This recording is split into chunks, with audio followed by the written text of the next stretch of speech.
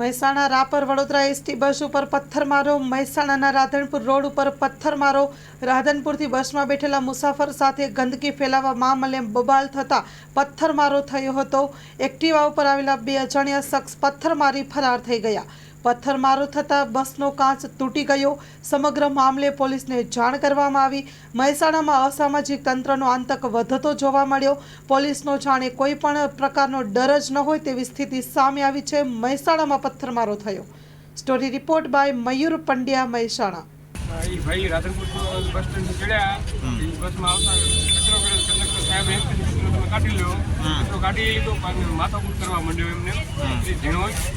અત્યારે આવતા એક્ટિવા લઈને આવ્યો, બસમાં પાણા મારી ચાલુ કરીને પાછળનો કાચ બસનો અત્યારે તોડીને ભાગી ગયેલ છે। કોઈને વાગ્યું છે?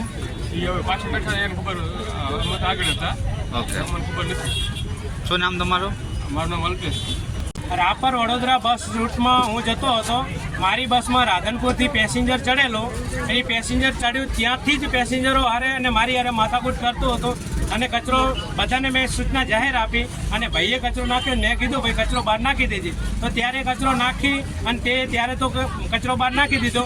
ધીણોજ પેસેન્જર ઉતરી ગયેલ અને ધીણોજ ઉતર્યા પછી એક્ટિવા લઈ અને મહેસાણા અહીંયા પાછળ એક્ટિવા લઈને આવી અને પથ્થર નાખ્યા અને સાઈડમાં પથ્થર માર્યા અને પાછળથી પથ્થર મારતા જે બસ છે 63 એ બસના પાછળનો કાચ તૂટી જતા પેસેન્જરને થોડા ઘણો કાચ લાગેલ છે અને કાચ પણ તૂટી ગયેલ છે।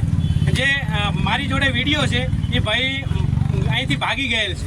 તમે પોલીસને જાણ કરી છે? મેં પોલીસને જાણ કરી છે પણ હજી સુધી પોલીસ આવી નથી। કેટલા ટાઈમ પહેલા કરી પોલીસ? અહીંથી મેં જાણ કરી છે 15 મિનિટ જેવું થઈ ગયું, 15 મિનિટ।